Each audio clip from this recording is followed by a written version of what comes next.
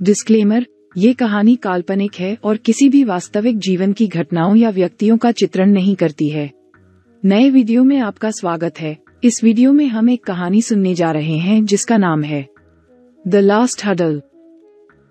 एक ऐसा जीवन जो जीने लायक नहीं है, फिर भी उस व्यक्ति ने अपनी किस्मत से लड़ाई लड़ी और अपनी आखिरी सांस तक अपना सर्वश्रेष्ठ दिया। ऐसी जिंदगी की कहानी जिसे कोई सुनना पसंद नहीं करेगा, जिसने रातों की नींद और आंसुओं वाले दिनों के अलावा कुछ नहीं दिया। आइए आज मैं अपने सबसे दुर्भाग्यशाली साथी में से एक के जीवन को साझा करता हूँ। उनका जन्म एक गरीब परिवार में हुआ था, जहाँ उनकी माँ ही एक जिम्मेदार माता पिता थी, जबकि उनके पिता शराब पीने वाले और जुआ खेलने के शौकीन थे, जिनमें जिम्मेदारी का कोई एहसास नहीं था। उनकी माँ ने आसपास के इलाकों में घर गृहस्थी करके बहुत मुश्किलें उठाईं। उन्होंने अपने बच्चे के जीवन को बेहतर बनाने के लिए कोई कसर नहीं छोड़ी और अपनी तरफ से वह सब कुछ किया जो वह कर सकती थी। दुर्भाग्य से भगवान ने भी उन पर दया नहीं दिखाई। उनके लिए स्थिति तब और खराब हो गई जब परिवार में कमाने वाला एकमात्र व्यक्ति गंभीर बीमारी से ग्रस्त हो गया। लेकिन उन्होंने कभी अपनी किस्मत के आगे घुटने नहीं टेके और कड़ी मेहनत करती रहीं और अपने इकलौते बेटे को प्राथमिक शिक्षा दिलवाई। वह अपने बेटे को जीवन मूल्यों और विश्वासों को सिखाती रही और एक रात उसने अपने बेटे से कहा कि मेरे बेटे, जीवन में अमीर बनना जरूरी नहीं है, लेकिन ये सुनिश्चित करो कि पहले तुम्हें एक अच्छा इंसान बनना होगा। यही मायने रखता है कि मैं एक गौरवान्वित माँ कैसे बनूंगी। लेकिन कौन जानता है कि यह उसकी आखिरी रात हो सकती है। और अपने इकलौते बेटे को आखिरी शिक्षा देते हुए वह सो गई और दुर्भाग्य से कभी नहीं उठी। उनके बेटे के लिए इससे अधिक विनाशकारी बात क्या हो सकती है। इस घटना ने वास्तव में उन्हें झकझोर दिया था और उन्होंने कड़ी मेहनत करने, अपना नाम कमाने और अपनी स्वर्गीय मां को गौरवान्वित करने का संकल्प लिया। समर्पित मेहनती व्यक्ति ने अपनी पढ़ाई पूरी करने के लिए अखबार भी बेचा और खेतों में मजदूर के रूप में भी काम किया। उनके जीवन में बाधाएं आती रहीं, लेकिन उन्होंने हर बाधा का सिर ऊंचा करके सामना किया।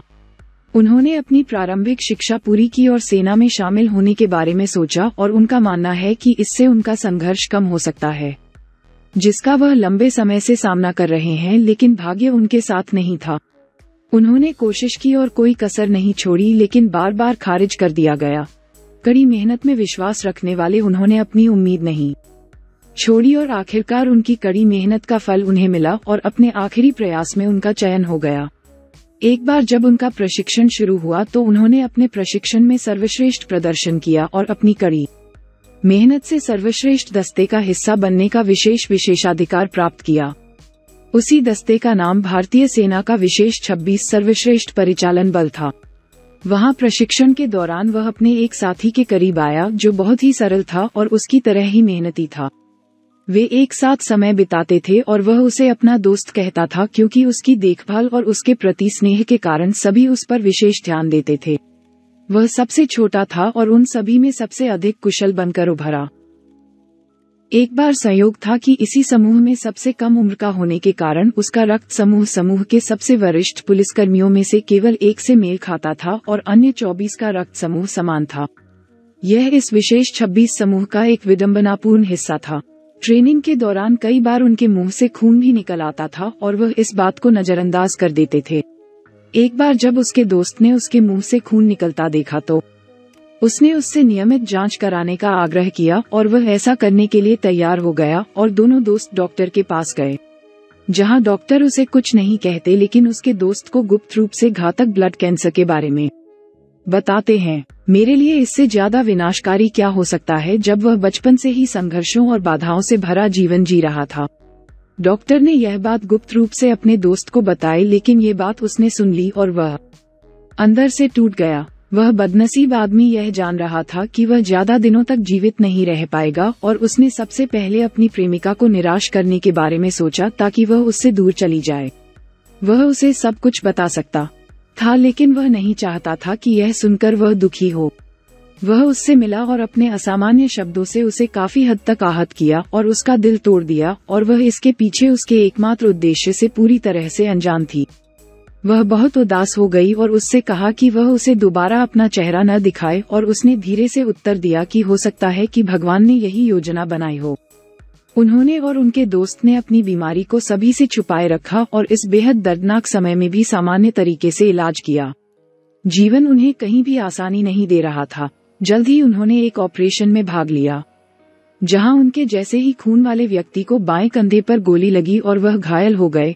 चोट इतनी गंभीर नहीं थी, लेकिन अत्यधिक तापमान में असामयिक उपचार के कारण उनके शरीर में संक्रमण पैदा हो गया। खून और उस अभागे आदमी को घायल पुलिसकर्मी की जान बचाने के लिए थोड़ा खून देने के लिए कहा गया। इस क्षण ने उसे पूरी तरह से भ्रमित कर दिया कि वह कैसे रक्त दे सकता है जो स्वयं रक्त कैंसर का शिकार है। उसने तुरंत रक्त देने से इनकार कर दिया। ये बात उसके सभी साथियों और अधिकारियों को बहुत पीड़ा पहुंचाती थी, लेकिन अब उसकी मनःस्थिति का पता चल रहा था। अगले दिन मुठभेड़ में उन सभी ने भारी गोलीबारी की। घायल पुलिसकर्मी भी उस मुठभेड़ का हिस्सा था। भारी गोलाबारी में दुश्मन ने घायल पुलिसकर्मी की ओर बंदूक तान दी और तुरंत कार्रवाई करते हुए उस पर गोली चला दी, जिसने खून देने से इनकार कर दिया। उसने अपने सीने पर गोली मार ली जो घायल सैनिक को लगने वाली थी और उसने अपनी जान दांव पर लगाकर अपनी जान बचाई। दुर्भाग्य से उनकी मृत्यु हो गई और जब उनकी मृत्यु के बाद उनके दोस्त ने उनकी बीमारी का खुलासा किया तो वे सभी जिन्होंने उन्हें अपने समूह के प्रति अविश्वसनीय और निष्ठाहीन करार दिया, बहुत शर्मिंदगी में थे और काफी हद तक पछता रहे थे। उनके दोस्त ने सुपर पुलिस को बताया कि खून न देकर और सीने पर गोली खाकर उन्होंने 2 बार वरिष्ठ पुलिस वालों की जान बचाई और वह उनके बलिदान के लिए बहुत आभारी हैं। ये सुनकर समूह में पूरी तरह से सन्नाटा छा गया। सभी की आंखें नम हो गईं। मेहनती लड़का जिसने सभी बाधाओं का मुकाबला किया और सिर ऊंचा करके खड़ा रहा, अपने छोटे से जीवन में सभी बाधाओं को हराया। सबसे बड़ी विडंबना यह है कि उन्होंने सभी बाधाओं और बाहरी बाधाओं को पार कर लिया, लेकिन अपने आंतरिक स्व और रोगग्रस्त शरीर से हार गए, जो उसके हाथ में नहीं था और जो बाधा उसके शरीर के अंदर थी, उसे भी हराने में सक्षम नहीं था। कहानी का कितना पश्चातापपूर्ण अंत था। एक आदमी ने यह विश्वास करते हुए सभी बाधाओं को हरा दिया कि यह उसके संघर्षों और दर्द का अंत हो सकता है। इसके अलावा वह अपनी कड़ी मेहनत से हर स्थिति में खड़ा रहा, लेकिन अपनी आखिरी बाधा को पार करने में सक्षम नहीं था जो उसके शरीर के भीतर थी। इस घटना ने जीवन को ये सबक दिया कि व्यक्ति को उसकी पसंद और शब्दों से नहीं आंका जा सकता, बल्कि उसकी स्थिति से आंकलन किया जाना चाहिए। नियति एक अच्छी चीज है जिसे तब स्वीकार करना चाहिए जब वह आपके रास्ते में आ रही हो। जब ऐसा नहीं है तो इसे नियति मत कहो, इसे अन्याय कहो, विश्वासघात या साधारण दुर्भाग्य। अगर आपको कहानी पसंद आई हो तो कृपया चैनल को सब्सक्राइब करें, वीडियो को लाइक करें और अपने दोस्तों के साथ शेयर करें। अधिक कहानियों के लिए हमें इंस्टाग्राम पर फॉलो करें। जय हिंद।